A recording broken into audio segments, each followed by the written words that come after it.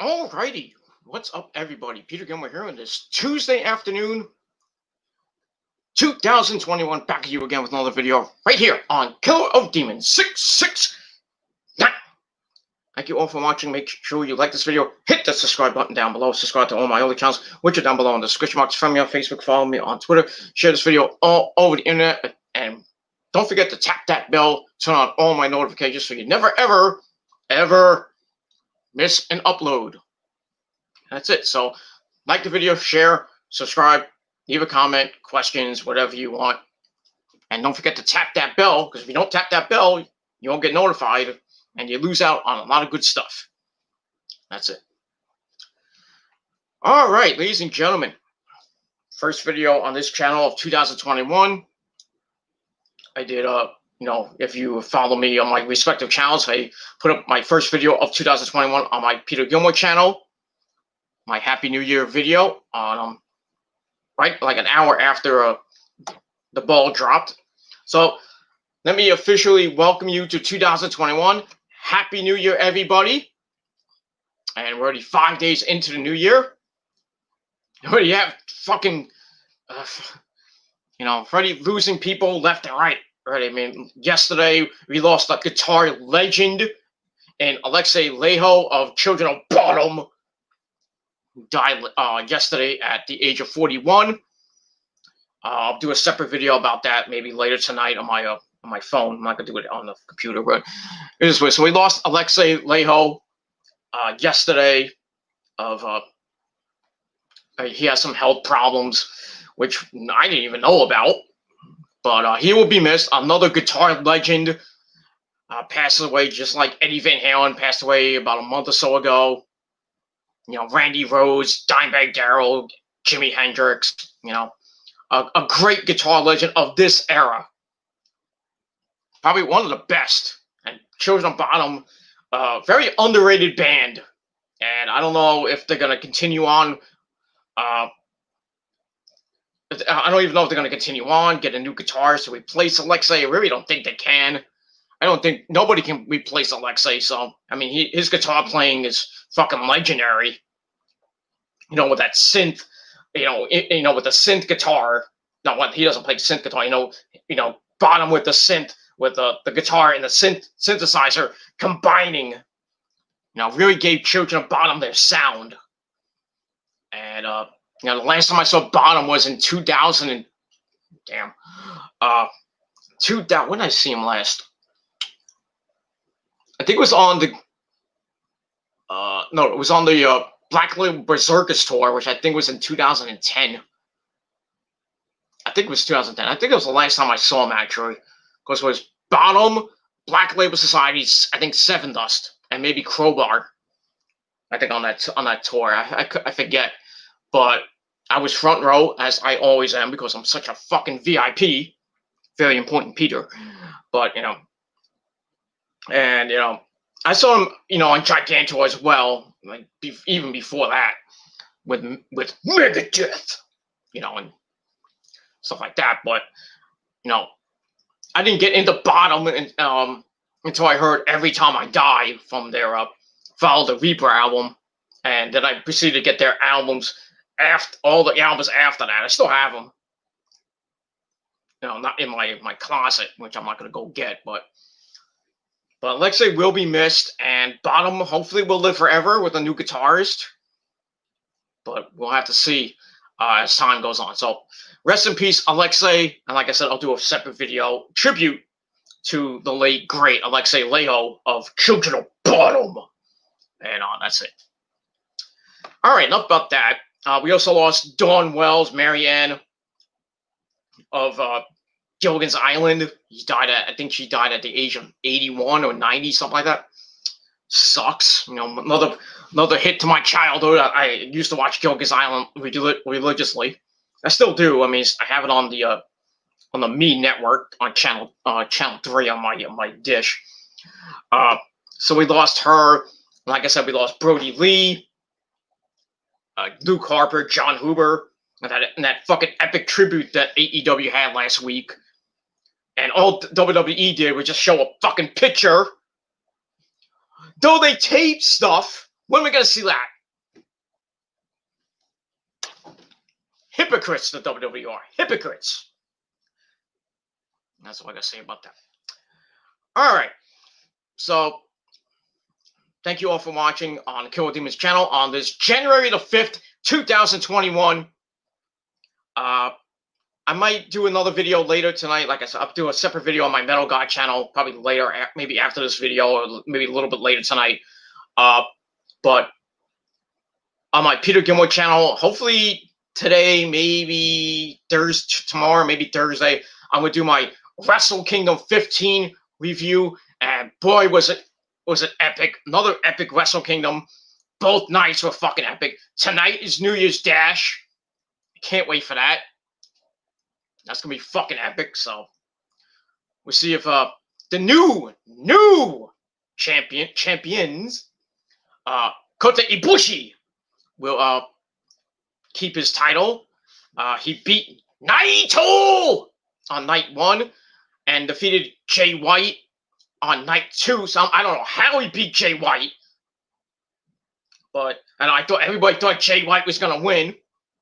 Obviously, he didn't. Now he's quitting New Japan after tonight, New Year's Dash. He's quitting, but he'll be back by the G1. Obviously, he's not quitting. Nobody ever quits. Wrestling is not what it is. We got a new IWGP Junior Heavyweight Champion in Hiromu Takahashi for I believe the second or third time. I think the third time. That was nice. Hiromu won. Glad he beat Taiji Ishimori, win the belt. We got the Gorillas of Destiny, Tama Tonga and Tonga Loa.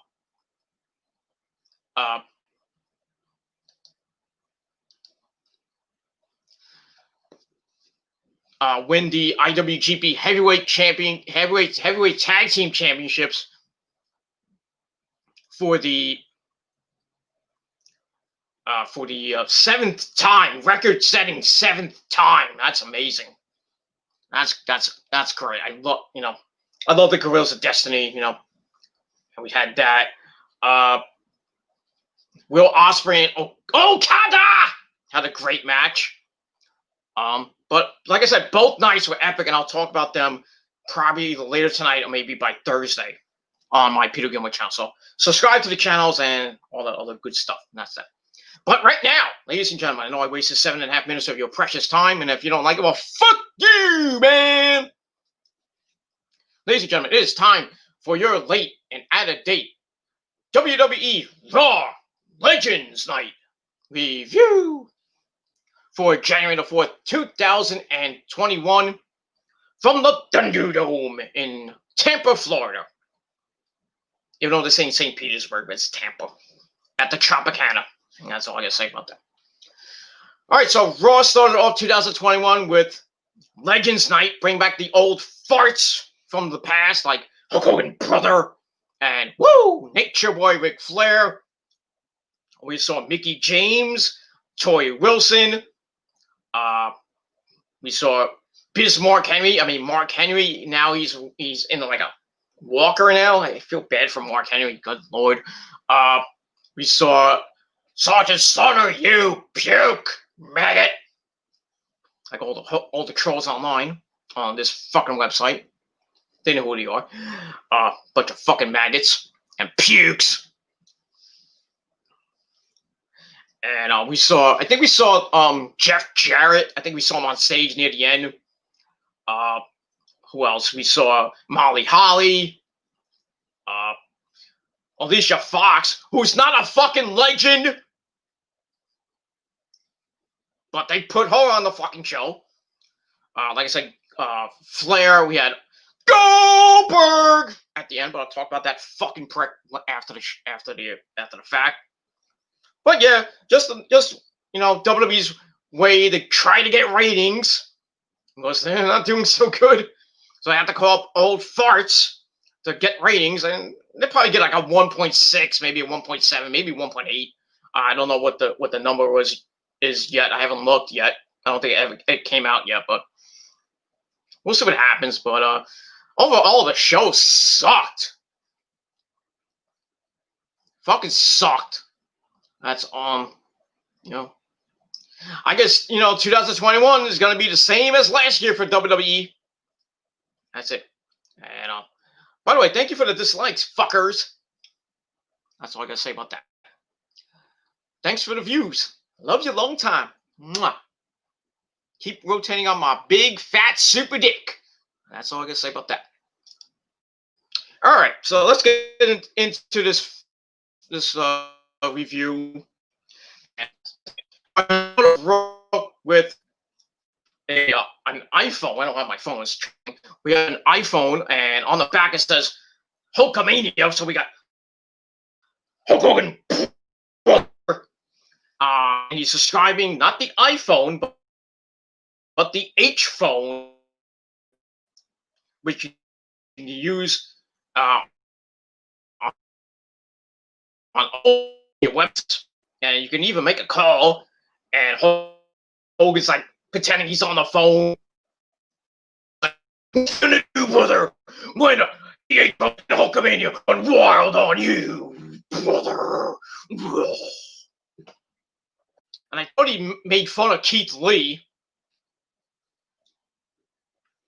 because Keith Lee's taking on Drew McIntyre for the WWE title in the main event. I don't know, I might have missed it, but yeah, so we get Hulk Hogan, brother.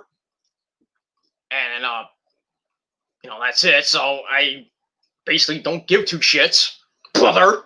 And then we see Hogan later with Hogan got his like 10 minutes of, not even 10 minutes, like 5 minutes of fame. Whoop-de-damn-do. And that's it. They have to call up 65-year-old Hulk Hogan and and 73-year-old Ric Flair and all these other fucking legends like in their 60s and 70s. Well, mostly. Besides Mickey James, I think is in her late 40s. Tori Wilson is in her late 40s. But that's all I gotta say about that. And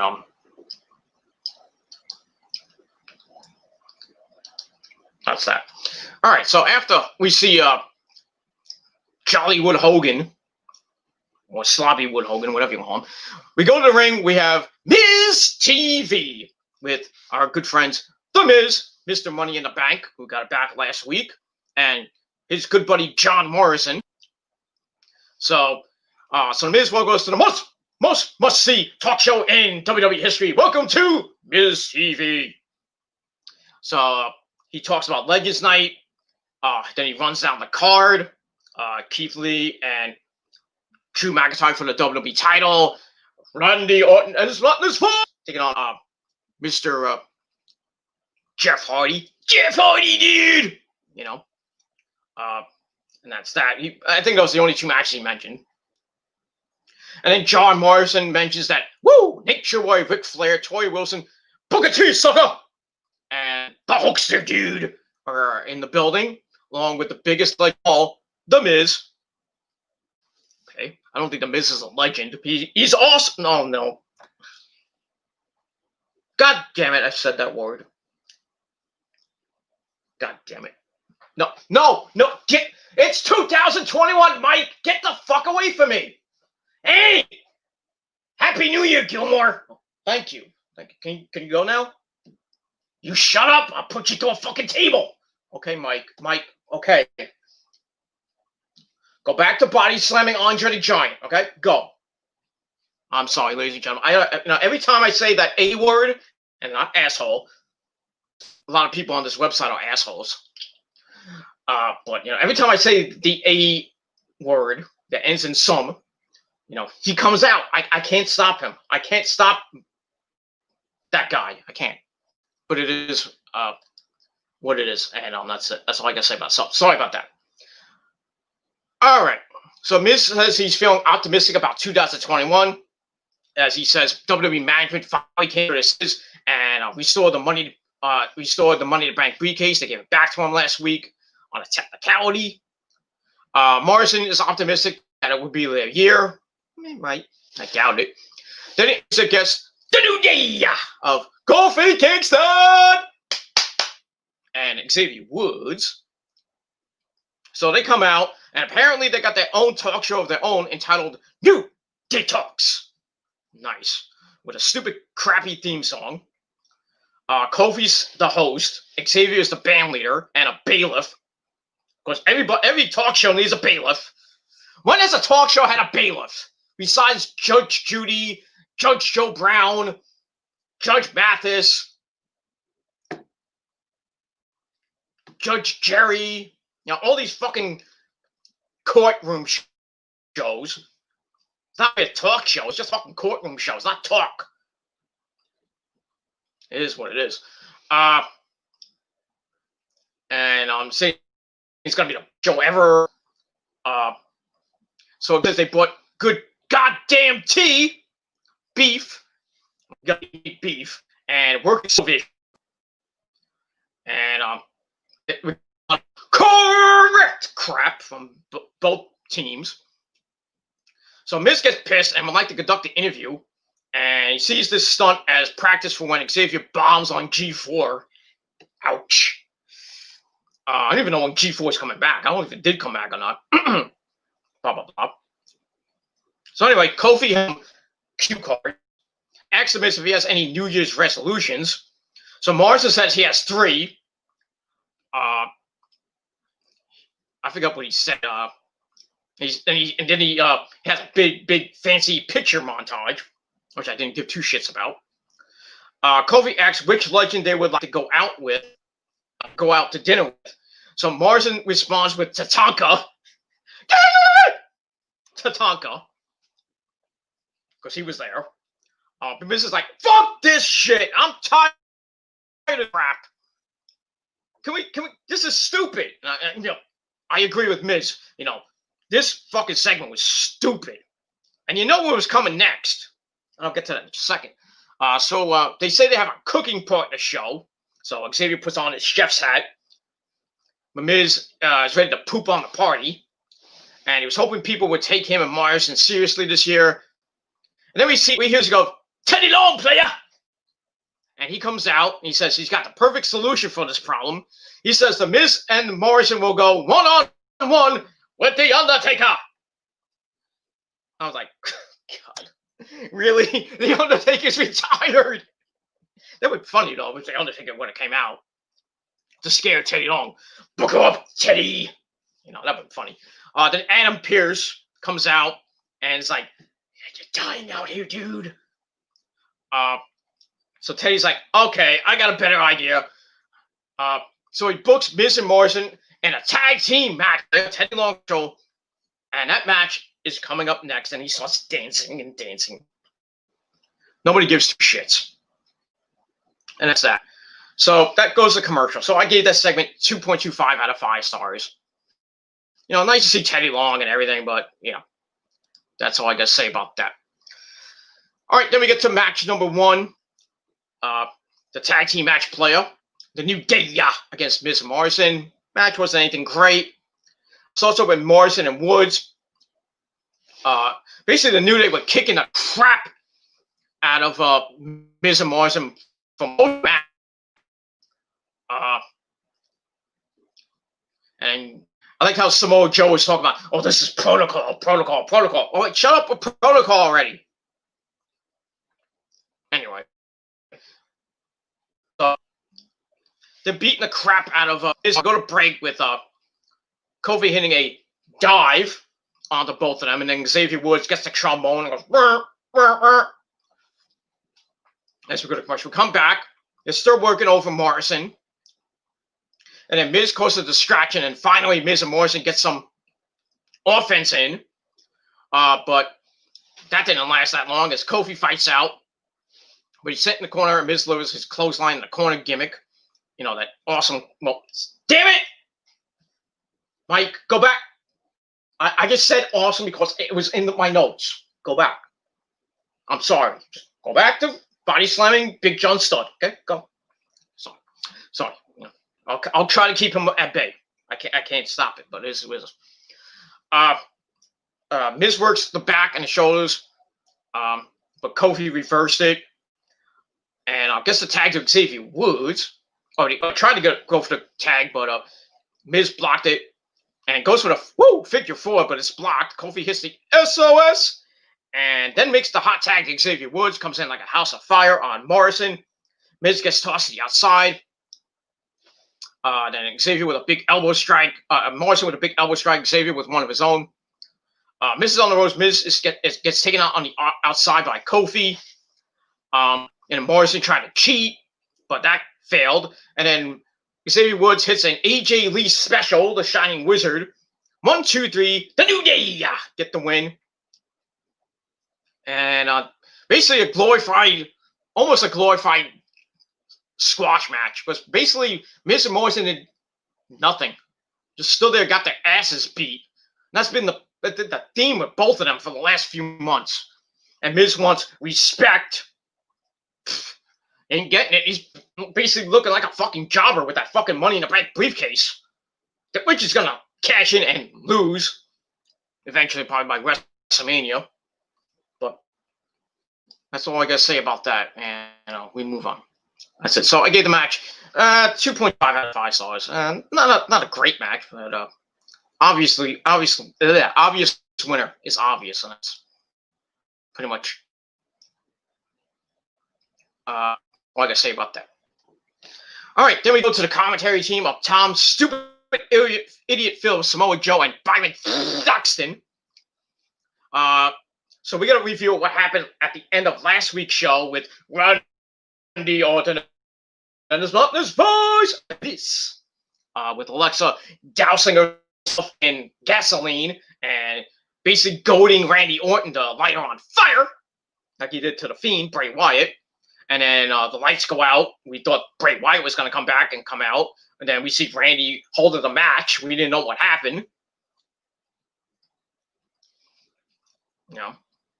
So, and we didn't see Alexa Bliss on the show this week, which fucking sucked, because she was probably banging Ryan Cabrera during New Year's Day. Obvious. It is what it is.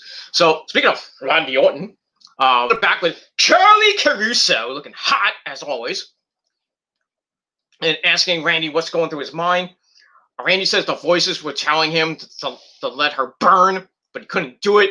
And it's because when you've seen some change in you, he showed Elizabeth some restraint, some compassion, and he's pissed off about it. He says he can mold and sculpt that hate, and he can be capable of anything and anything. And then he's like, then he asked, can you imagine if he directed that newfound hate for himself towards someone else? So Charlie asked him about the Fiend, and I want to talk about him. I'm going to talk to some of the legends and remind them who the hell I am, the Legend Killer. And that's it. So we'll see what happens with Randy and the Legends. Probably beat them up again like months back.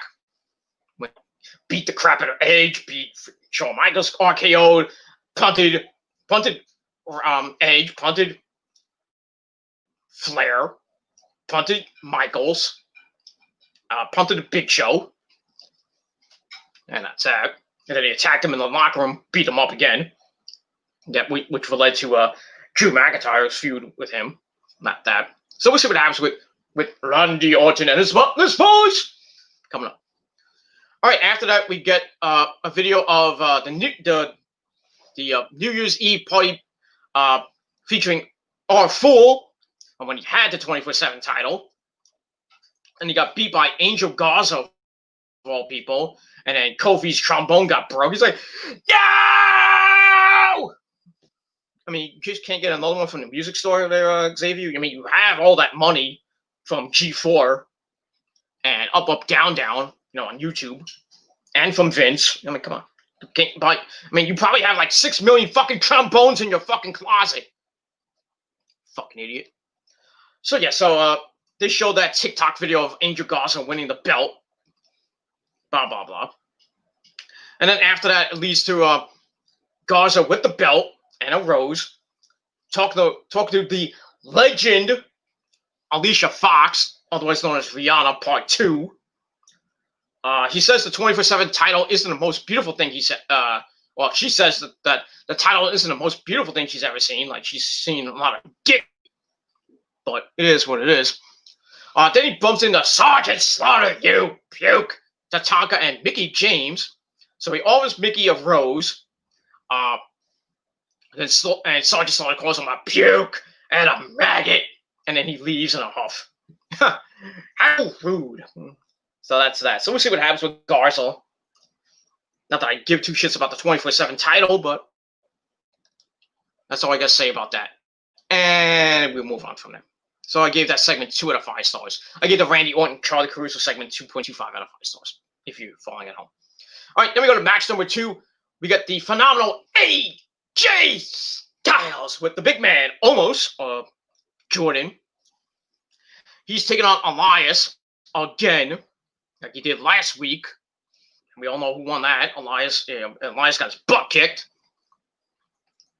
And then they had that, that locker room incident. So I guess AJ is now a good guy, or is he a tweener? I don't know. Basically, he has a beef with Elias, and he has a beef with the Miz because he stole his WWE title. Well, he stole the WWE title because Miz cashed in, or actually John Morrison cashed in at TLC. Anyway, I don't know. Match was nothing to write home about. Styles with a headlock to start. Elias comes back with a back suplex, but AJ holds on to the headlock. Elias hits a big elbow, works Styles over in the corner. Hits a clothesline, but AJ fights back with a chop. Then Elias comes up with a hot shot off the ropes and a grip on top. Ouch. Then he sends AJ right to the feet of his big black but almost. As we go to commercial.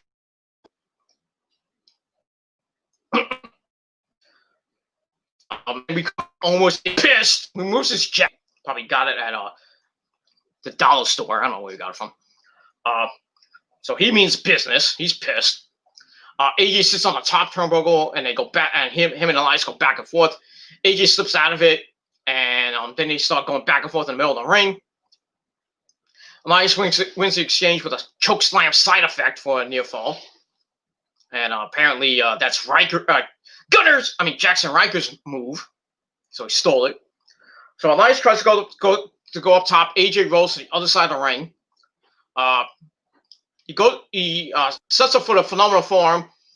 He jumps and flies right into a knee by Elias for a near fall. But AJ fights back, hits a brain buster. Then he picks up Elias, sets him up for the Styles Clash. Boom! 1, 2, 3. AJ Styles to win. Match I gave 2.25 out of 5 stars. Nothing to write home about. And then afterwards, Jackson Riker comes in with Elias's guitar, tries to smash AJ in the back, but almost comes in right away and kicks the guitar right out of him. Jesus Christ! It was like obliterated. Holy shit! And Jackson Riker's like, "Oh my God, the big black man!" I freaking like Jordan almost. I mean, like I said, he's fucking playing Diesel to a T. All you need for him to do is go, come out to that theme.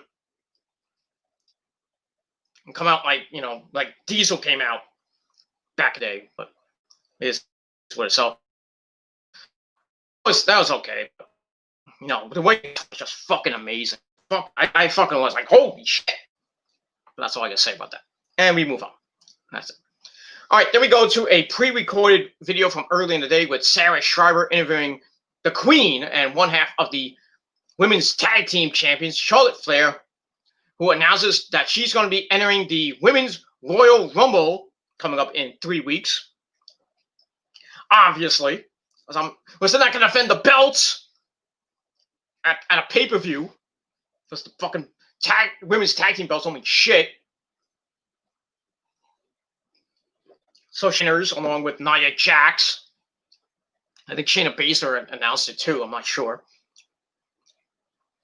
So she's going to be, the front runner to win. Most likely she might win again, like she won last year, to repeat. But I'm still going with my My original thought was Bianca Belair, but now that Charlotte's in it, I think Charlotte might win, then turn on Asuka. They'll lose the tag belts to probably Mandy and Dana Brooke, or back to Shayna and Nia Jax. And then Asuka and Charlotte will renew their feud again. They'll have another match at WrestleMania. Charlotte will win again at WrestleMania, become a 13 or 14-time women's champion. Another boring as fuck women's title reign. And then Asuka will probably just go back into obscurity. And then hopefully we get Becky back by that time. But we'll see. That's all I got to say about that. So I gave that 2 out of 5 stars. And that's it. All right, then we see her and her dad, Nick Chabai, Ric Flair, come in as we go to commercial. And they're talking, and they're like, well, buddy, oh, a father's love for his daughter. Daddy's little girl. That's all I got to say about that. All right, after that, we get our favorite bro, Matt Riddle. He pitches a big bro idea to the Big Slow. And then we see Randy Orton's monotonous voice come in. Say it must be an interesting feeling knowing he can never step in that ring again, meaning the Big Show. Apparently, that RKO on the punt a couple of months back ended his career. So Big Show's like, oh, you're not going to get in my head, Randy. I'm proud to be with the legends. I'm proud to be retired. Though he wants another fucking WWE run. Why? Why they're giving the legends fucking title shots and title reigns? Brock, Goldberg. Really? You're gonna give, that's what the WWE title is now, the Universal title is now? A fucking prop for the legends to hold for like 2 to 3 months? Rinse and repeat. Fucking company. That's all it is. Repeat. Same fucking champions every fucking few months. And then when the ratings are bad, we need to call up Goldberg. We need to put him in a match with Drew McIntyre and give him the belt for 2 months, and then he loses to Brock at WrestleMania. And then Brock holds it to SummerSlam. And guess who will probably lose to? Edge. Or Drew. Or somebody. Stupid. The fucking belts don't mean shit in the WWE. Don't mean shit. Really. I mean, what was the now Big E holds the Intercontinental title, but when's he going to defend it? Probably at the Royal Rumble against Sami Zayn, most likely. But at least maybe Big E will actually defend the belt, unlike Sami, who just, basically defended it a couple times, and that's it. They don't care about the Intercontinental belt. When was the last time Lashley fucking defended the United States title? Anyone? I'm just saying, the titles don't mean shit in WWE. They do not mean shit. That's that. So Randy said Big Show doesn't have the guts to do anything about it. This Big Show's a fucking pussy. What I say about that? So Randy's still hounding the legends, and we'll see what happens next. And that's that. So I gave that 2.25 out of 5 stars. And we will move on. All right, match number 3. Women's tag team action. We got the women's tag team champions. Charlotte Flair, accompanied by her dad, Ric Flair. And nobody is ready for Asuka except my dick. And that's that. They take it on the lovely Peyton Royce and classy Lacey Evans. Match was nothing to write home about. We get a pre-match promo from Peyton Royce comparing Charlotte and Asuka to Serena and Venus Williams of the Williams sisters. I don't get that reference, but okay. Lacey says it's a chance for current legends to meet some future legends. Sorry, Lacey. I mean, I love you, but you're not a legend. Or a future legend. Peyton Royce is not even close to being a future legend. Maybe in a bodybuilding realm, because, Peyton Royce fucking built like a fucking truck. Good lord. Sean Spears probably getting his ass handed to him when they get into a fight. Good lord. That's all I gotta say about that. Anyway, so they start off. Charlotte and Peyton start off. Peyton gets taken down, tags her out to Lacey. Lacey does a little bit better, getting some offense in. Then she starts running around, confusing Charlotte. And then Peyton comes in, takes advantage. And then she sends Charlotte into the corner. She does the patented Flair flip in the corner. But Peyton strikes Charlotte down because that never works. Then she hits Asuka in the corner. And you find out that apparently Lacey was a little bit frisky with the Nick Jamar earlier in the day. 73-year-old, Ric Flair trying to get his dick sucked by Lacey Evans. Good luck with that. But I digress. Anyway, Asuka eventually tags back in, starts whipping some ass. Then Lacey flirts with Rick on the outside, trying to get him to kiss her. Rick is like, yeah, I'm going to get my dick sucked. And Shaw's like, no! Cock block. And then all four ladies go berserk as we go to commercial. We come back. Asuka's getting double teamed. Not in that way, but Peyton looks pretty happy about it. Lacey tags in, and they go to work on Asuka. She locks in a modified crossface chicken wing, a la Mr. Bob Backlund. Got that. They go back and forth tagging. Eventually, Asuka clotheslines Peyton and tags in Charlotte. Charlotte comes in like a house of fire, clotheslines Lacey. She starts cleaning house, some big time chops, and then Lacey tags in Peyton. They both get suplexed by Charlotte, and then a moonsault on the top. Asuka tags in. She hits the big kick for a near fall. Then she hits the code breaker, and then looked like they're about to win as Charlotte hits natural selection, but looked really fucking sloppy. I mean, she just rolled over, and Peyton just went. I mean, fucking sell the move. What the fuck? What the fuck happened? Botchamania. I mean, that's coming up definitely on Botchamania. God. Women's wrestling has just sunk to a new low in WWE. Everybody's fucking botching. Even fucking greats like fucking Asuka botches once in a while. I don't blame her. It's not her fault. But we all know the biggest botch master of them all is Nia Jax, next to Brie Bella. Just saying. But Peyton Royce looked like she botched that fucking move. She didn't take it. She didn't barely move. Fucking shit, man. Anyway, so everything breaks down, and then Lacey grabs Rick by his tie, trying to kiss him again. Charlotte kicks her away, and then Charlotte goes off the ropes. Ric Flair accidentally trips his daughter, which allowed Peyton to hit a crucifix bomb, a crucifix pin. 1, 2, 3. They get the win. And Ric Flair is not a happy camper, and Charlotte isn't either. And so Peyton and Lacey get the win. I guess they'll probably get a title shot next week. Whoop-de-damn-do. Don't care. So match was gave it 2.25 out of 5 stars. And then after the match, Charlotte goes over to her dad, who looks pretty pissed. And she goes right up to his face and says, "Stay out of my business again." So she's like berating her father. And she's like, "Get out of here now." So Ric Flair leaves, and he looks like he's about to cry. There's no crying in wrestling. Come on. So, yeah.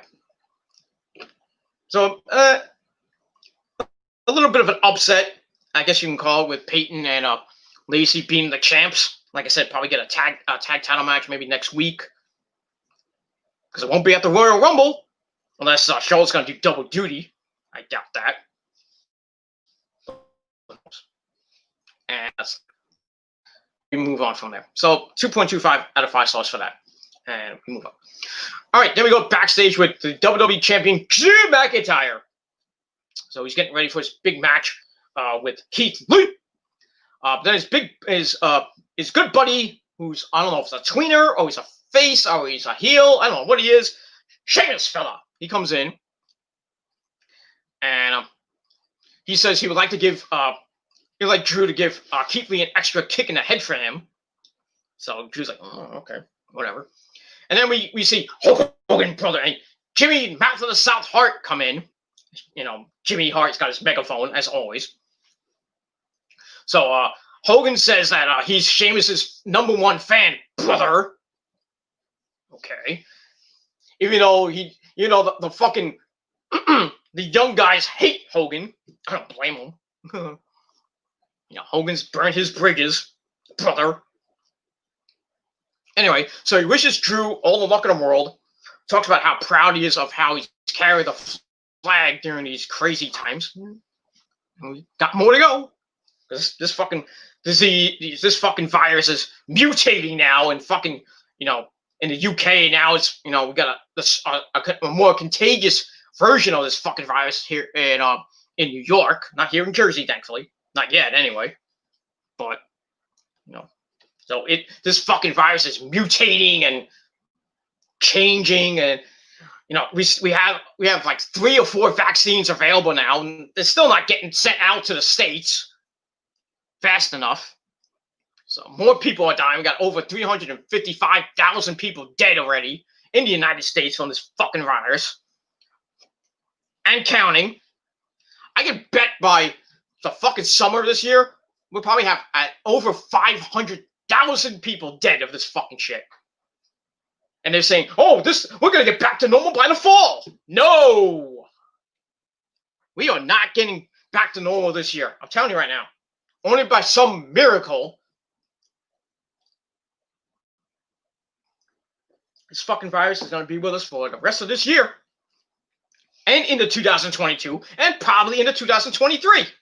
We're not going to get out of this fucking hole we're in. And all the vaccines in the world can't save us. And people are getting the first doses, now they're getting second doses, and they're still getting fucking sick. Or at least some like side effects when their arm, can't feel arm or anything.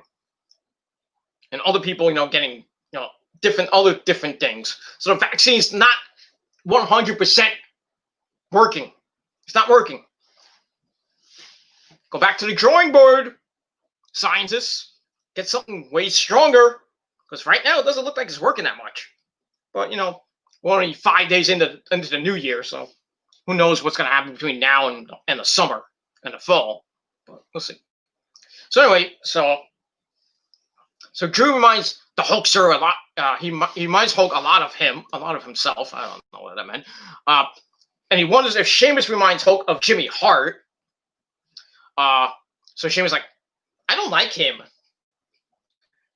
And Jimmy starts, going off on running him off. And then Drew and Hulk ask Keith Lee, what you gonna do when Hulk come in here? Hey, Drew McIntyre, run wild on you, dude, brother. Yeah, so Drew gets his dream, being next to Hulk Hogan, brother, and that's it. He looked like a fucking kid in a candy store. Hulk Hogan.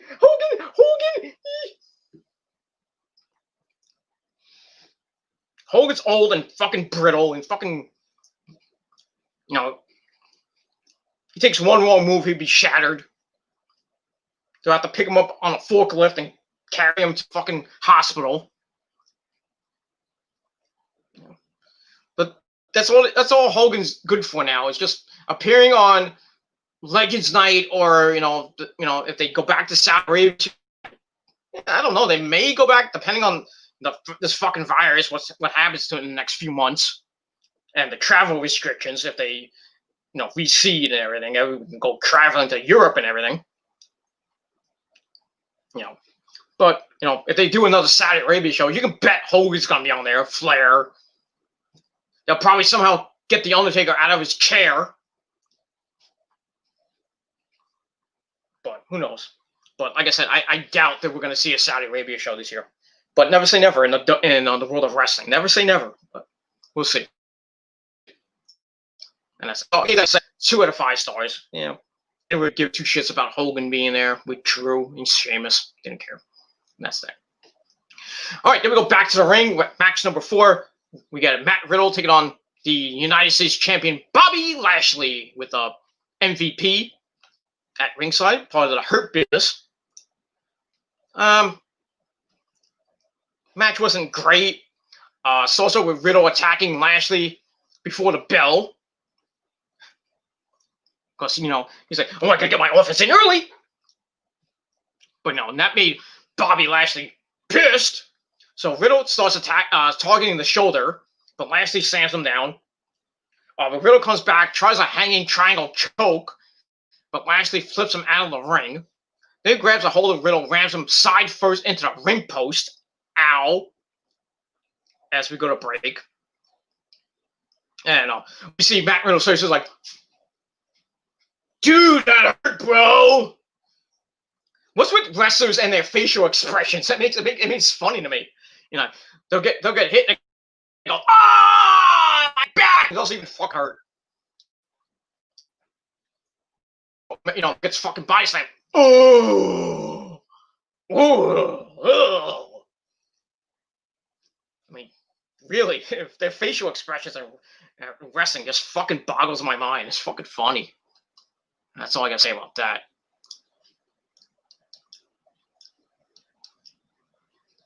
So, trolls in the fucking chat, you know, idiots. But, oh, the Undertaker's not coming back. No shit, he's not coming back, fucking asshole. But like I said, never say never. He doesn't have to fucking do a match. He could just appear on Legends Night or a special edition of Raw or SmackDown. I didn't say he's coming back to wrestling, moron. Fucking marks. But I digress. Anyway, back to the match. So Riddle fights back, Lashley with a couple of big shots. Looking good. Goes into the turnbuckle head first. Lashley misses a corner, but Riddle is he's quick to take advantage. Lashley goes back in the offense. Riddle fights back with an overhead kick. He kips up and tries for an exploder. Missed it. And then Lashley grabs him, hits the Dominator. That didn't work. Anyway, Riddle comes back with some big shots. Lashley, he pins Lashley for a 1 count. That's not going to work. Riddle goes up top. Lashley stops him after MVP distracts him. He hits the Dominator this time. Looked like he should have went for the grip, but Lashley's like, oh, I'm going to put the Hurt Lock. So he locks in the Hurt Lock, the full Nelson. Riddle tries to fight out. Lashley swings him at the referee, almost knocks the referee out. And then while the referee's distracted, Riddle starts tapping out. And then, you know, MVP's on the apron. And then he's like, and then Lashley, tosses Riddle away. He's like, I won. And the referee's like, I didn't see it. So Riddle takes advantage, rolling up Lashley with a 1925 schoolboy. 1, 2, 3, he picks up the win. And guess what? He'll probably get a U.S. title shot now, which he'll probably lose. So he gets the win. MVP and Lashley are pissed off at the referee, obviously. And that's it. So Riddle gets the win. Match I gave 2.25 out of 5 stars. Nothing to write home about. But Riddle has to beat Bobby Lashley. That's great. That's just great. And that's that. We move on from there. All right, there we go backstage with WWE Hall of Famer Mark Henry, who's on his kneeling scooter. I don't know if he's actually using that. Maybe there's something wrong with him. I don't know. No, to me, I thought he would, and maybe his legs are shot. I don't know. But he's got his knee on the scooter. He's riding it down the way. And then we see Randy Orton and his voice once again. So he tells Mark that he's entering the 2021 Royal Rumble. Obviously, he was going to be in the match because So I guess they're not going to do what rumored to be the Fiend versus The Fiend coming back and fighting Randy Orton in a Firefly Funhouse match. Oh, that's not going to happen. But then again, you never know in the next 3 weeks. Who knows? So he asked Mark if he's going to enter the Royal Rumble. Why? I don't know why. Why Mark Henry would, get back into wrestling. He's fucking brittle as it is. So Mark says, well, my knee, my knee's a shot because he's old. So Randy's like, well, how fast can that scooter go? So Mark says, hopefully fast enough for me to get away from your stupid ass. Damn. So Randy wanted to talk about the old days and notes that he owes Mark a lot of receipts. And he'll give Mark a pass if he pedals his ass out of here. So Mark's like, fuck you, man. Leaves. And Randy's like, get out of here. Get out of my building. Damn, man. Respect your elders, Randy. Come on. That's all I can say about that. And we move on from there. And that's it. It is what it is. So we'll see what happens to Randy. Back in the day, Randy beat the crap out of Mark Henry. We all remember when he hit that RKO and did the split. Oh yeah! When I think he was in the ring with Christian at the time. When Christian was I think he had the belt or he was about to get the belt from Alberto Del Rio, and then Randy beat him 2 days later. Oh, we all remember that one. That epic video I did back on my old first channel, Human Killer 99, which got put on no DQ right away. Like 5 minutes after I uploaded the video, it was on nodq.com and was getting tremendous hits. And sadly, the fucking channel is gone now. Before it went down, it had over 5,500 hits in the first 5 hours, at least 5-6 hours. I wish I still had that video. I would have put it right back up, but sadly, I don't have the video no more.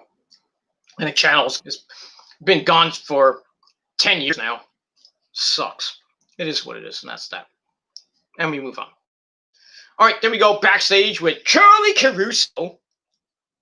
And she talks with MVP and Lashley about what just happened with Lashley and Riddle. MVP says what happened was nasty. He says Riddle tapped out. So Lashley's like, it's okay. It's okay. But next time I see him, I'm going to punish his punk ass. And then MVP says something. I think he said Randy or something like that. I don't know what he said. Lashley's pissed. Obviously, so looks like the Hurt Business is going to be getting some, but we'll see. So I gave that 2 out of 5 stars, and we move on from there. All right, then we go to what was supposed to be match number 5, Mandy Rose taking on Shayna Baszler. So Mandy comes out, and we cut to a recap of what happened last week between Shayna and Dana Brooke, where Shayna tapped Dana Brooke out. So then we cut back to live feed, and Shayna attacks Mandy on the entranceway, locking her in the Kirifuda clutch and throwing her into the barricade a couple of times. And then Dana Brooke comes out and attacks Shayna. And she's like, why do you have to do this to her? Why? And she's like, come on, fuck me in my street clothes. So Shayna's like, okay, I'll kick your ass again.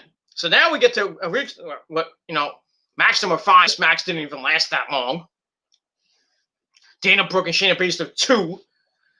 Dana tosses Shayna outside, tries for something, but Shayna turns around and right into the Kirifuda clutch.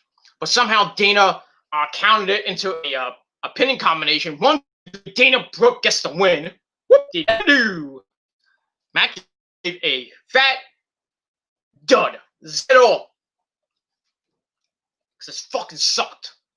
That's all I gotta say about that.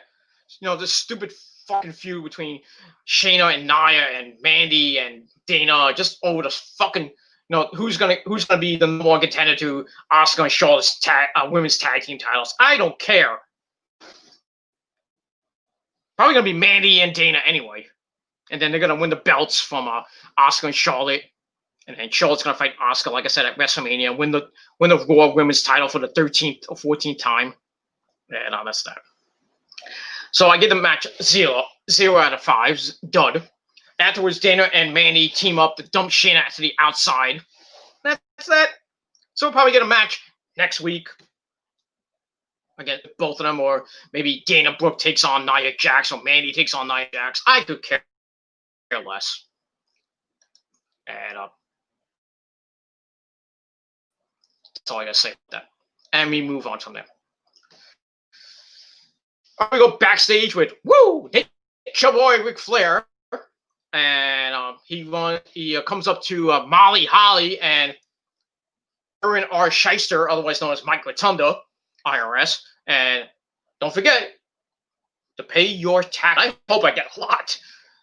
I hope I get my W-2 shows a lot, and I get a big fucking tax return this year, because I needed to go on vacation and to get other stuff I need. Maybe put a down payment on a PS5. Who knows? But we'll see. So anyway, so he talks to them for a little bit, and then Randy Orton, his voice comes in. They like shit. They leave. Rick says he'll never walk that aisle with him again. So Randy said Rick was the dirtiest player in the game, or was the dirtiest player, and now his daughter is 10 times the competitor he ever was. He sees a man that looks and talks like Ric Flair, but he's not the man that taught Randy everything he knows. And basically calls Ric Flair a pathetic old man. Damn. Like I said, respect your elders, Randy. That's all I got to say about that. So we'll see what happens with Randy coming up in this match with Jeff Hardy, dude. And that's that. So I gave that 2.25 out of 5 stars, and that's that. All right, then we hear the announce team. The announcers show us how Keith Lee earned his title shot against Drew McIntyre last night by beating Sheamus last week, and then they had a little stare down at the announce table. That's that. Backstage, we see Keith Lee getting ready for his match. Matt Riddle comes up to him, gives him a good old pep talk, and wishes him good luck. Keith's like, I don't need it, but thanks for the motivation, dude. And Keith Lee's getting ready, and he doesn't look happy. He knows he's going to lose. It just doesn't look happy. I mean, I don't think Keith Lee, likes the way likes the direction his career is going now in WWE. I don't fucking blame him. I don't blame Keith Lee for being pissed. Another guy from NXT, you just don't fucking use. Gets misused. Aleister Black sitting home, banging his wife, Zelina Vega. That's all he's doing. And besides, being on Instagram with her, and on Zelina Vega's Twitch videos once in a while, he's doing nothing because creative has nothing for him. And he wants his release. I don't mean really. Vince, give him his release. He's not doing anything. Let him go to fucking AEW, go back to being Tommy End. Come on. I mean, but he's happy, collecting a fucking paycheck every week. Now, I don't know if I was sitting home on my ass and then creative didn't have anything for me. I'm just collecting a fat paycheck every fucking week. I'm happy. I don't give two shits. I'm just waiting for the fucking calls. Like, oh, we don't need you anymore. We wish you luck in your future endeavors. I'll be like, fuck you. Then I'll give Tony Khan a call. I'm like, Tony, I'm ready. Sign me up. They go to AEW and kick some fucking ass and really give Vince, Vince and Hunter and Shawn Michaels and, the rest of the McMahon family a piece of my mind. That's what I would do. But it is anyway. So, but, Keith Lee really, he should fucking just cut a fucking shoot promo on the fucking McMahons. Even though Vince loves the guy. Though they sent him back. Supposedly they sent him back to the Performance Center to get retrained. Because he supposedly can't cut a promo. I think Vince needs to watch some PWG tapes and some Evolve tapes. But that's all I got to say about that. the hell is that noise? I don't know what that is. It's just what it is. Don't know, maybe someone's at the door. I don't think so. This was. Let me check something. Hold on. I don't know.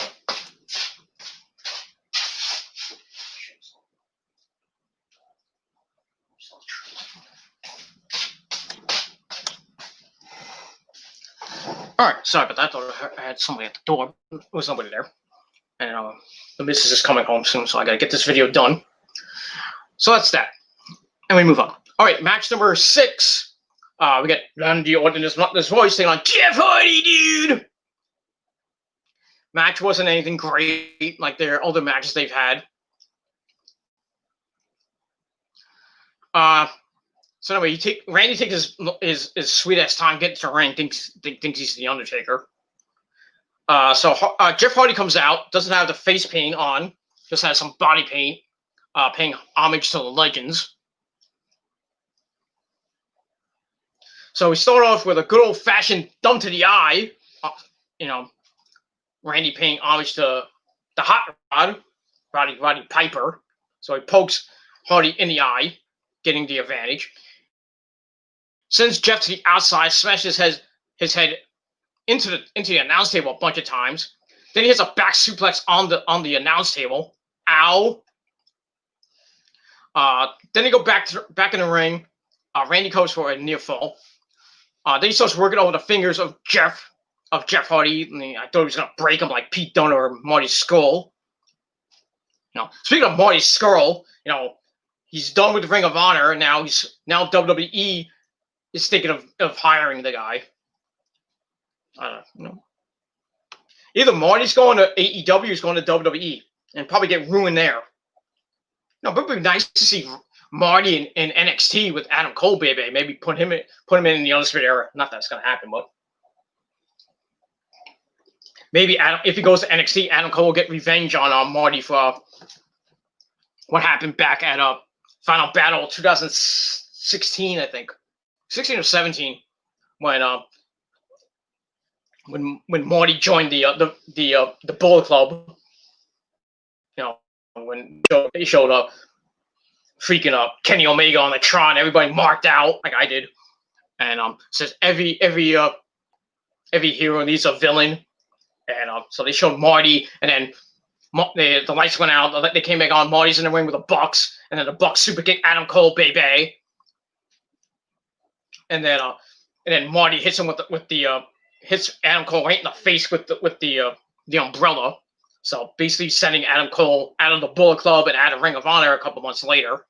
So maybe, like I said, if Marty goes to NXT, maybe Adam Cole gets his revenge.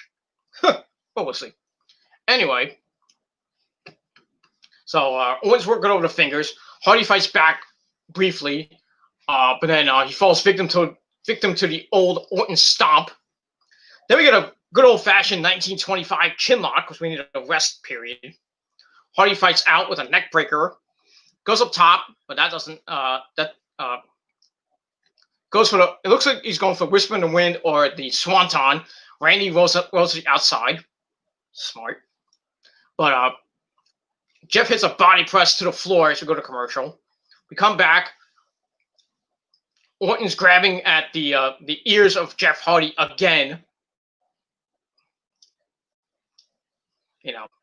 Just fucking sickening. I mean, all those matches he had with Jeff Hardy, putting the screwdriver in his ear and just twisting his ear. Ugh. So he's just grabbing at his ears, like pulling his ears off almost. Ugh. Anyway, so Randy still has the chin lock on, as we hear some fake Hardy chants, trying to get him motivated. Hardy comes up with a jawbreaker. Randy tries for the Demon DDT. Jeff comes back with all the hits and stuff. It's Vince Hardy crap. Then he hits Whisper in the Wind for a near fall. Then he kicks Randy in the gut, hits a drop kick to the outside. They go back in the ring. Jeff goes up top, looking for the Swanton. Orton rolls to the other side of the ring. And then Orton starts firing back, hits the Demon DDT, and he hears those voices in his head. So he starts going, ready for the Gilmore cutter, but Hardy with a quick roll up for a no count, goes for the twist of fate, but Randy counts into the Gilmore cutter. Bang!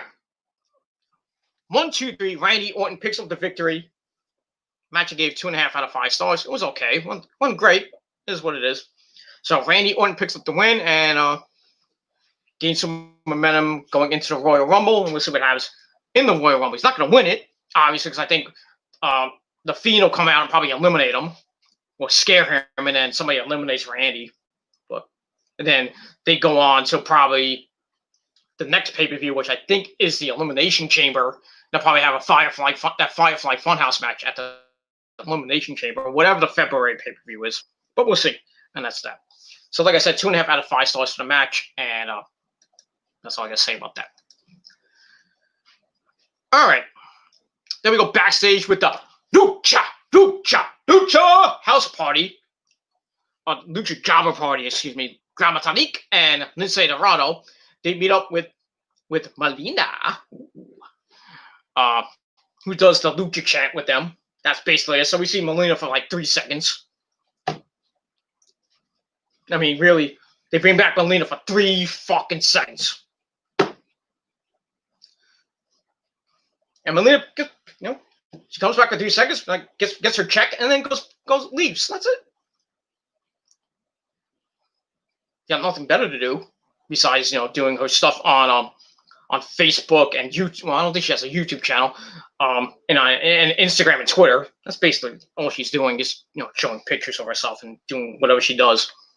But it is what it is. So then we get to match number 7. We got the Raw Tag Team Champions Cedric Alexander and Shelton Benjamin with MVP at ringside, taking on the Lucha Jobber Party. This sucked. MVP joins commentary. And then we get a pre-recorded promo from the Lucha Jobber Party promising to show us what Lucha Lit is all about. Nobody gives 2 shits. Basically went back and forth. And MVP calls Cedric his pit bull. Then Lindsay hits a lethal injection. Somebody been watching Jay Lethal tapes. Cedric tags in Shelton with a big knee. Cedric tags himself back in. Shelton tags in. They're having a little argument. Not good. With the tag champs, not good. Lindsay takes advantage, twists into a crucifix pin on Shelton. 1, 2, 3. They get the win. And guess what? They'll probably get a title shot next week. I don't give 2 shits. So the Lucha Jobber Party get the win. So So they're getting a little bit of a winning streak. I mean, last week they had who was it? I think it was Gramatali beat the Miz. Whoop-de damn fucking knew. Now they beat the tag team champions, and then I'm probably gonna get a tag team title shot next week. Hopefully not at the Royal Rumble, unless it's gonna be on the pre-show. Not that nobody cares. So I think Shelton and Cedric will make up and beat crap out of the Lucha Jobber Party and continue on as tag team champions. And that's that. So we move on from there. So I gave the match 2 out of 5 stars, and we move on from there. I don't give 2 shits. And we move on. That's it. All right, then we go to the back with the lovely Tori Wilson. Ooh. And Nikki Cross. So Nikki Cross is on the show for her 3 seconds of fame. They strike up a conversation. It gets broken up by Angel Garza. He offers Tori a rose. So she reluctantly takes it, sends Angel on a hunt for Cardi B, who's now pissed off with fucking Vince McMahon. ¿Qué pasa? No, nada más quería saber si... Bazaba? Sí. She's coming. ¿Ahí viene? She's coming back. She'll be right back. Oh. Yeah, she'll be right back. Okay. So that my Rose's mom is in the house. Anyway, so Tori sends Angel on a hunt for Cardi B, who now supposedly is friends with Banks. Boss, But the room is dark, and then we see a red light come on, and then we see the boogeyman. I'm the boogeyman, and I'm coming to get you. So Angel escapes, runs into R-Truth, who pinned him 1, 2, 3, win the 24/7 title for the, I don't know, 48th time, 49th time, getting close to 50. Another boring as fuck title reign for R-Truth, and he's gonna lose it again by the Royal Rumble. So he loses. So R-Truth gets the belt back, and then we see Ron Simmons come in and get his 5 seconds of fame as he goes,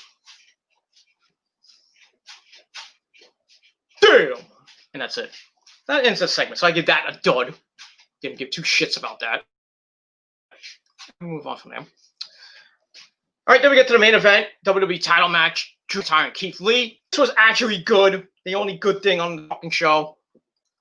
So with that, Drew makes his entrance first, of course. And then we see the legends appear on the ramp, all sitting down. We see Jeff Jarrett and a couple of the other legends that we didn't really see on the show. Then Keith Lee comes out, they're applauding him. Ric Flair's next to Tori Wilson, because he's Ric Flair and he wants to get his dick sucked. What it is. So anyway, we get to the match. Starts off with a tie up in the corner. Then we get a stalemate. Then we get another one. Drew shoves Keith Lee, and then he works in a cravat. Lee tosses him out of it. Then we get a double shoulder block that goes nowhere. Lee slips on a leapfrog. Come on, Keith. Come on. But recovers to gain the advantage. And he hits a big form, sending Drew to the outside. And then Drew regains the advantage, hits a big stomp to the face. Lee comes back with a clothesline over the top. He follows Drew outside. Then he hits the pounce, period, over the barricade. And Drew looks like he's dead as we go to commercial. We come back. Drew's favoring his ribs. So Keith Lee takes advantage. But every time he tried to come back, Keith Lee was there to stop it. But Drew fights back. Tries for a belly to belly. Doesn't work. And he's still trying to get it. Still not happening. Goes and he gets it on the 3rd try, as everybody in the WWE universe on the thunder things, the LED things go nuts. Blah blah blah.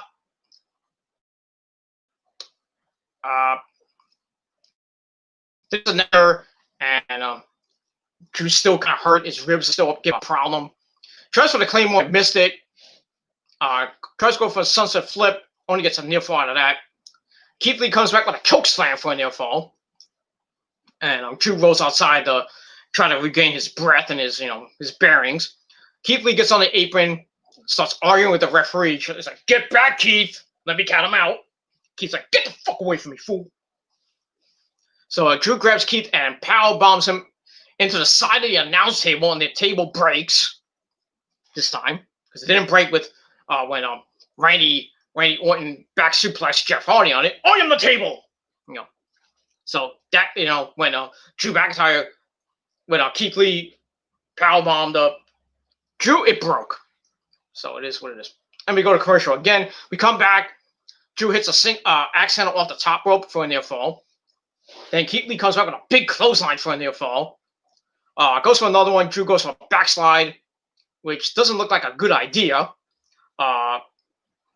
Keith Lee powers out. Drew turns it into a future shock DDT for a near fall.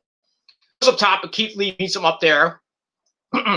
Then he stands on the top rope, big agility for the big man. Then he hits a Spanish fly off the top rope. Everybody went completely berserk and nuts. I was like, whoa, that was pretty impressive. Somebody must have been watching Joel Maximo tapes. But I digress. He only gets a near fall out of that.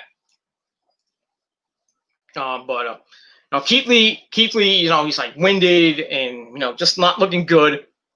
Tries for the spear bomb, but that doesn't work.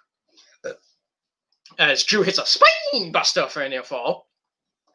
Goes for the Claymore. Keith catches it. Goes for the spear bomb. Drew gets out of it. Goes off the ropes. Hits the Claymore. 1, 2, 3. Drew McIntyre picks up the victory to retain the title. Gave 3 out of 5 stars. At least Keith Lee gets a fucking title shot, but doesn't go anywhere with it. Obviously. We're going to push you, Keith, but, give you a title shot, but you're not gonna win. Fucking bullshit. And that's all I gotta say about that. We got Nick Infante 92 in the chat. What's up, Nick? How you doing? Thanks for joining. And that's that. So Drew McIntyre retains. Obviously, he was gonna retain because he's gonna, defend at the Royal Rumble. Guess who? Well, I'll tell you that in just a second. So the match was pretty good, like I said, 3 out of 5 stars. And then afterwards, we see the legends all clapping for Drew. And then out of nowhere, we hear the music of Goldberg, and he comes out, gets in the ring with Drew. Drew offers his hand. Bill's like, "Give me the fucking mic." So Drew gives him the mic.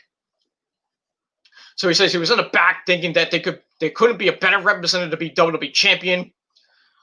He tells Drew he's got it all, but the one thing that he doesn't have is respect. He says apparently Drew thinks he's above all the legends and thinks none of them pose a threat to him. So he says that's where Drew is wrong. He says he's out here to challenge Drew to a match for the WWE title at the Royal Rumble, obviously. So Drew gets on the mic, says that he's all about respect, but fighting Goldberg would be like fighting his old man, his dad, mate. So Drew's music hits. So they start jaw-jacking each other, and then Goldberg shoves Drew on his ass, and then we cut right to straight up with Steve Austin. What is with the WWE cutting off things at the last fucking minute? I know there's no more overruns because the USA Network doesn't want to do that anymore. I don't know why. I mean, they cut off last week with Randy Orton holding a match. We don't know what happened. Giving us a cliffhanger. And then they give us another fucking cliffhanger with, Goldberg and Drew.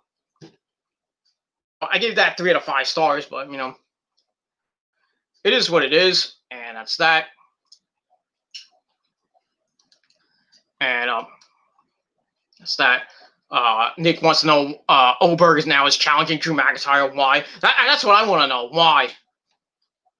Apparently, I read something today that nobody was ready. WWE had nobody ready for Drew. They had no challengers for Drew. All right, so you call up 50-some-odd-year-old Goldberg. It's like, Bill, we're gonna have Legends Night.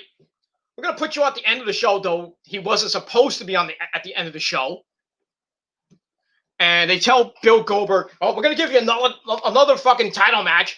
You're going to face Drew at the Royal Rumble. And guess who wins? Oberg. Giving him another pointless fucking title reign that lasts about 2 months. And guess who he loses to? Brock Lesnar. Well, Brock will probably come back at the Royal Rumble as a surprise entrant, possibly win it. If it's not going to be him, it might be Big E. Then Big E faces Roman for the Universal title at WrestleMania. He beats Roman, which is obviously going to happen. But we'll see what happens with that. So it's pointless. It makes no sense for Drew and Goldberg to have a match. It's going to suck. It's going to suck. Nobody's going to care. That's it. Legends Night was a hype about nothing, basically. Just to get ratings. And like I said, I don't know what the ratings are right now. But it probably did between 1.6 and maybe 1.8. Nothing great. That's that. Plus, since when was Alicia Fox considered a legend? I know, right? Alicia Fox is a legend? Since when? What has she done? What has this ugly Rihanna-looking bitch done besides having a semi-decent Divas title reign? And then, her whole thing with Jinder Mahal and who was it? The Bollywood boys, the Singh brothers. That was it. That's the last time we saw Alicia Fox. And she's a legend. And guess what? They're gonna put her in the Hall of Fame. Because she's a legend. Fucking stupid.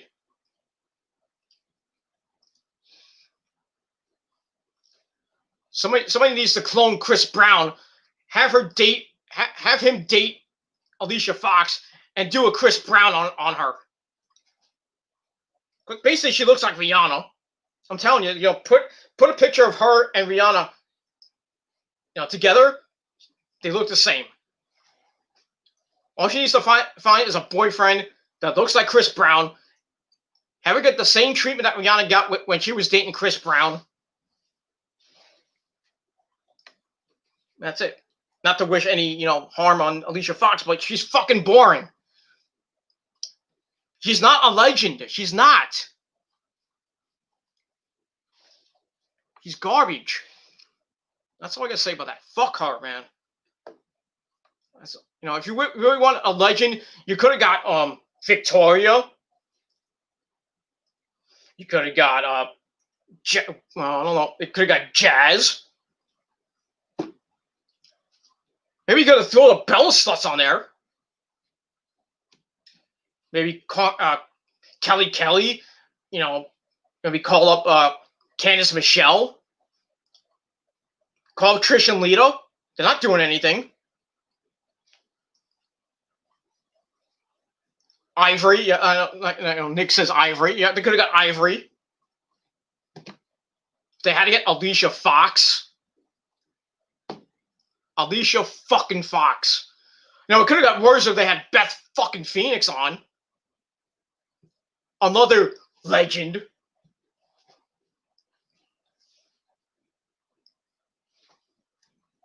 Yeah, I'm telling you, Nick, right now, they're going to put Alicia Fox in the fucking Hall of Fame.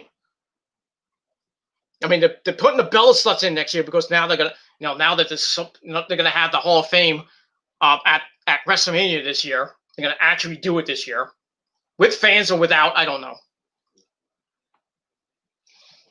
So the Bella Sluts are going in.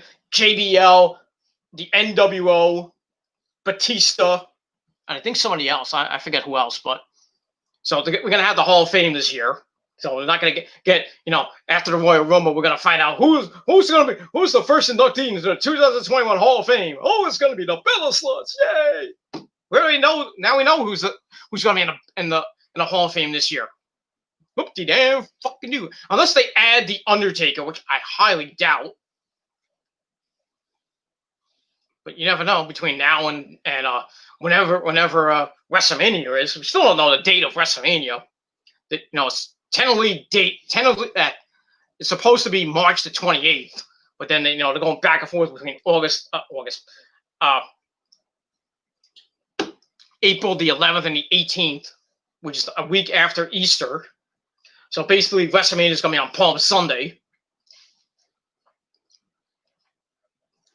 So the first Sunday in April is Easter, and then after that, it'll probably either be WrestleMania, but we don't know yet. Probably won't know for another couple months. Yeah, I wonder who she and the Bellas blew to get into the Hall of Fame. Well, Beth Phoenix obviously, gave her husband Edge a blowjob, and then Edge gave Vince and Hunter a blowjob to get her in the Hall of Fame. And like I said, the Bellas probably, basically Nikki sucked off John Cena before she got with her new man. She sucked off John. John went to Vince, gave him a blowjob. And Vince is like, oh, we gotta put her, gotta put Nikki in. And then Bree's like, I want to be put in. Let me suck Brian's cock too, and then I'll suck your cock too, Vince. So now they're in the Hall of Fame. And then, Alicia Fox like, oh, I want to be put in the Hall of Fame. Can I suck your cock too, Vince? Vince like, all right. Now I'm gonna unzip my pants and, get my grapefruits out. Because everybody's sucking my cock. She's going to be put in the Hall of Fame. I mean, who wants to see Alicia Fox in the Hall of Fame? They'll put anybody in that fucking Hall of Fame. Dopes don't need to be in there. Beth Phoenix doesn't belong.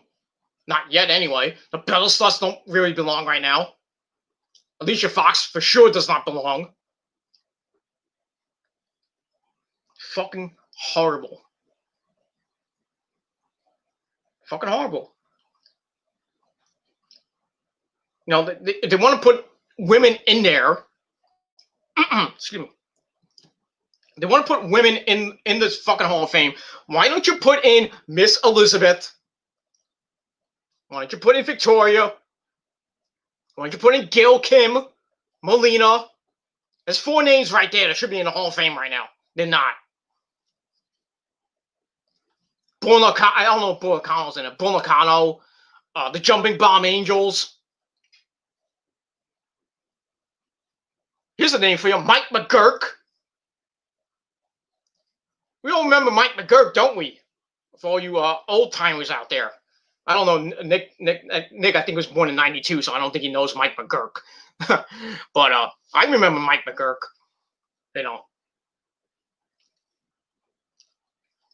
Put Mike McGurk in there in the the broadcasting hall, broadcasters part of the wing. With Mean Gene and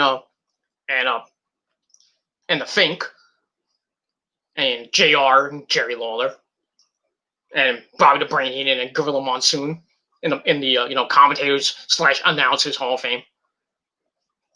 I mean, Jazz you can put in the Hall of Fame. She's not in the Hall of Fame. I mentioned this so many times. The fucking WWE Hall of Fame is a fucking joke, and they actually want to build an actual Hall of Fame around where the Performance Center is. Yeah, Mike McGurk was in the company until '94. I remember that. Yeah. So Nick does know who Mike McGurk is. Good job, Nick. Good job. You get 2 points. Mike McGurk's father was legendary wrestler Leroy McGurk. I didn't know that. I did not know that. Something new. I learn something new every day. So Leroy McGurk, inseminated the seed that is Mike McGurk. I think she's still around. I don't know, not in wrestling per se, but she's still alive. But she should be in the Hall of Fame. I remember, when she was before the Fink came around. I think she was. I don't know if she came before the Fink or she came at the same time as the Fink, but they went back and forth doing ring announcing. But Mike McGurk was not as great as the Fink, but she came out in these fucking sequin fucking suits, and it was just great. And she used to be married to B. Brian Blair. I knew that. And she came after the Fink. Okay, thank you. But yeah, she was probably one of the best ring announcers of the '80s, not of all time. Because we all know the Fink is the greatest ring announcer of all time. Forget Gary Michael Capetta. Forget him. And all the others who have announced, in ring announced, like, what's her name? Lillian Garcia, Brandy. Brandy wasn't even that good. JoJo. I miss JoJo, but come on. She's banging Bray Wyatt. Yeah. Lucky her. Yeah. Mike McGurk debuted in 1987 on WWE TV. I think it was on Superstars, I believe. Or maybe the wrestling. I think it was on either on Superstars or it was on Wrestling Challenge or Wrestling Spotlight. I forget which one. I think it was Superstars. I could be wrong. But like I said, she should be in the Hall of Fame. But they put idiots like Alicia, like Beth fucking Phoenix in, and they're gonna put the Bella Sluts in. They're gonna put, Alicia Fox in. Stephanie McMahon is gonna be in soon. Linda McMahon most likely soon. But then, right before Miss Elizabeth, Gail Kim, Melina, everybody else, that should be before them. It's fucking stupid. The Hall of Fame is a joke. And so is the company. The fucking company is a fucking joke. And Vince is not in good health right now. And, JR said it in an article on he's worried for Vince's health. Obviously, Vince is not doing good. He's 74 years old. He looks like he has Alzheimer's. Or he has something. He's senile as fuck. We all know that. He's going down. We're probably seeing the last days and years of Vince McMahon. And when he goes, I think the WWE will go as well. Because Hunter and Sean, Hunter and Sean ain't gonna save it. Stephanie's not gonna help. Freaking Shane's not gonna help. The whole McMahon family's not gonna help resurrect their company. The WWE's gonna be dead when Vince is gone. It's gonna be dead. Nobody's gonna care.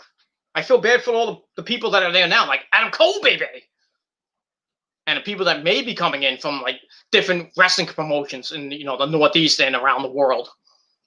I feel bad for them when Vince is gone. They're gonna be nobody's gonna be there to walk them. They're gonna be listening to Hunter. They think Hunter's gonna help their career. No, he's not gonna help. Hunter and Sean and Shane and Stephanie could do so much. But you got these fucking idiot yes men in creative like Kevin Dunn and Bruce Pritchard running things, telling them what to do and what to say. And now they supposedly hired a new senior vice president of writing, I think. Some chick. Oh, it could get any worse if she takes over writing for Raw and SmackDown. We got a chick writing stuff for them now. Oh, that's great. We'll get Roman. Roman's going to be Paul Heyman, so anyway, it doesn't matter. We'll have some schmuck like Sami Zayn cutting a promo that gets written by this bitch. Come on. I think her name is Christine or something like that. Ask me if I give two shits. I mean, say it in the chat. Ask me, say, Peter, do you give a shit? You know what I'm going to say? No. Because I don't give two shits about this fucking company. And it's already starting off on a good note. Great Raw. Great Raw. Yeah. Fucking boring as fuck. Because you know what I was doing after Raw? I was waiting up for Wrestle Kingdom Night 2. And that was 10, not even 10, infinity times better than fucking Raw. Night 1 and 2. And New Year's Dash will be even better than that shit. And AEW tomorrow night will be better than that. NXT will probably be when the ratings were this week because New Year's Evil with the matches they have. But SmackDown's going to suck. Royal Rumble's definitely going to suck. That's all I got to say about that. Anyway, got my good buddy Andre Corbeil in the chat. I haven't seen this guy in a while. He says, well, it's been 1 year now since I've watched a full episode of WWE Raw and I feel fine. You mean you didn't fall asleep, Andre? You didn't fall asleep like I did? At least you got through it. This was. But big ups to Andre.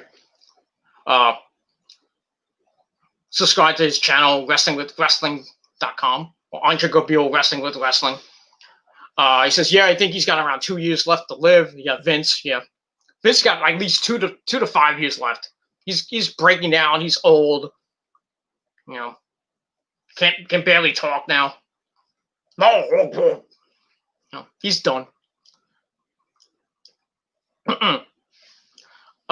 Nick says, does she even know wrestling? Probably not.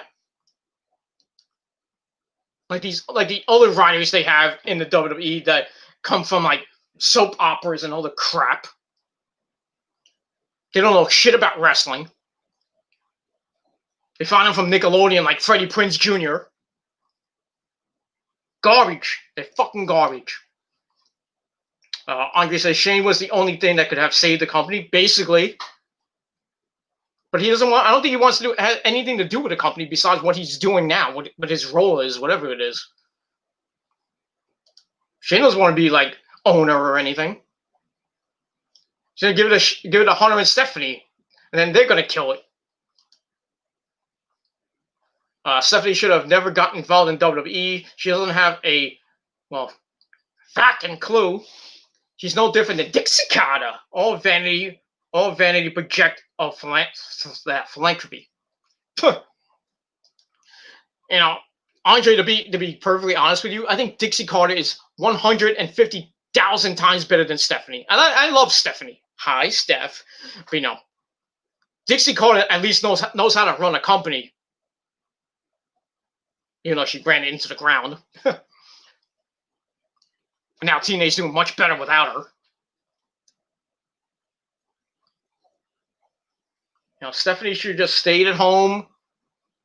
She should stay at home, be with her kids, suck Hunter's massive penis and it, you know, and his massive proboscis nose. You know, that's all Stephanie should do. Just stay at home. She doesn't even do anything. What is she, like the chief? What is her title anyway? Not that I give two shits. What is her title? I know Hunter's the COO. Shane does something I think with the business. Yeah. Linda's doing something. I don't know what Linda's doing besides trying to suck Vince's member. I mean, it's shriveled up as it is. I got the grapefruits, brother. Your grapefruits are shriveling. And you're getting more senile by the minute.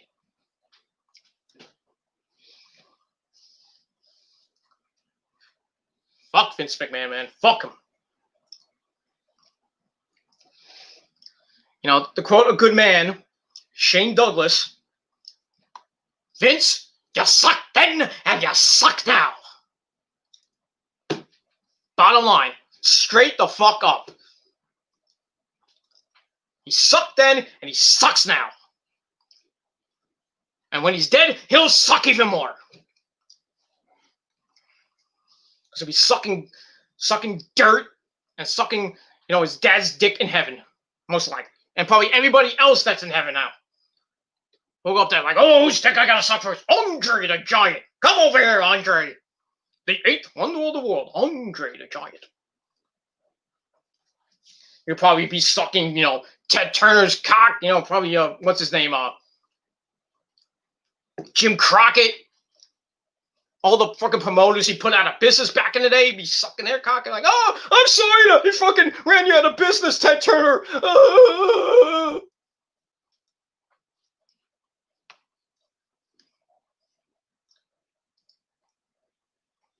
Nobody will care when Vince is dead. Nobody will care. Because the WWE will be done. And company, you know, New Japan will still be kicking ass. Ring of Honor will still be kicking ass. Even though Kerry Silver will be dead, like, I don't know how old Kerry Silver is. I think he's like in his 70s now.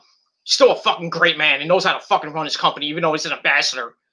But Kerry Silver is a great promoter, great ambassador. He fucking knows how to run his company. Unlike Gabe Sapolsky. Just saying.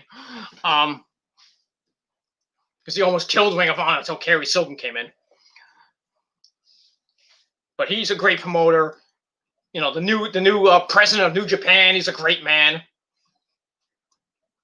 Tony Khan's a fucking great businessman, a fucking great promoter. Anybody else that runs a fucking wrestling promotions is better than Vince McMahon. Just saying. What did Nick have to say? I like to think that maybe this company would be. Oh yeah, this is Punk what he said on his epic shoot promo. I like to think that maybe this company will be better after Vince McMahon's dead, but it won't because they'll get taken over by his idiotic daughter and his doofus son-in-law. Yep, I think Punk was right back in when it was like 2012, 2012 I think it was when he cut that promo. It still holds true today. Because when Hunter and HBK and Stephanie and maybe Shane and their kids take over the WWE, it'll still suck. The ratings will probably be going to an all-time low. We'll all probably be doing a 1.0 at this point in the next 5-10 years, maybe. You'll be doing Impact numbers. And probably Impact will be doing like 1.5 in the next 5 to 10 years. Ring of Honor will be doing the same. AEW is still getting maybe 2 million views. Maybe 3 million, who knows? Yep. We're seeing the dying days of the WWE, ladies and gentlemen. The dying days. WWE will be history. when Vince goes, in probably the next 2 to 5 years, as Andre said, maybe 2 years at least. Who knows? We're losing people left and right out of the blue. Like I mentioned earlier in the show, Alexei Leho of Killzone Bottom just passed away yesterday at the age of 41. We lost Marianne from Gilligan's Island last week. We lost Brody Lee last week. 2021 starting off on a good note. We lost what's her name? What's her name? The Bond girl. What's her name? Tracy. I can't think of her last name. Tracy Rhodes. I forgot what her name is. Tracy Lord, I think her name was. We lost her. Former Bond girl. Not that I, it's big fucking news. Alexei from Killzone Bottom is, bigger news than that. But, 5 days in, we lost 2 people already. Tanya Roberts, that's it. I'm sorry. No, she's dead, I think. Tanya Roberts, I think, is dead. Nick saying she's not dead. Go look that up, Nick. I think she is dead. I think she just passed away. I could be wrong. Oh, the reports are wrong? Okay. The reports are wrong. And I'm wrong. And I'm never wrong, but, every once in a while, I'll admit I'm wrong. So I'm wrong. But I'm still better than you. And you know it. That's it. All right, everybody. I'm going to end this video. The missus is coming, so I got to get off this fucking computer and watch some more TV. I'm going to probably watch SmackDown because I haven't watched SmackDown yet. Then probably later I'll do my Alexei Leho tribute on my Metal God channel. Maybe I'll be back later tonight with my New Japan Wrestle Kingdom 15 Night 1 and 2 review. But we'll see what happens with that. And that's it. So thank you all for watching. My final rating for Raw, right down the middle there, like Bill Alfonso says, 5 out of 10 stars. Thank you to Nick and Andre Coppil for coming in. Thank you all the trolls for all their dislikes, because you love me a long time. And you can go right to hell and keep rotating on my big, fat, ginormous super dick that's already up your mama's ass. That's all I gotta say about that. But continue to give me all the dislikes. I love it. Long time. You can't do anything about it. So I'm not going anywhere. That's all I got to say about that. So thank you all for watching. 5 out of 10 stars for Raw. And we'll see what happens next week on the show. Not that I give 2 shits. That's that. As we roll on to the Royal Rumble coming up at the end of the month. And then we got AEW New Year's Smash Night 1 tomorrow night. We got NXT New Year's Evil tomorrow. Got that. And then Friday Night SmackDown. See what happens with that. And then this Saturday, TNA Genesis. Not that anybody's going to watch that. So we got a pretty big week of wrestling to come.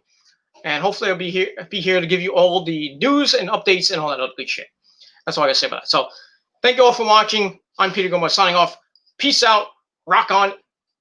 If you're not down with that, well, fuck you, man. And that's it. Thank you for watching. I'm out. Peace, motherfuckers.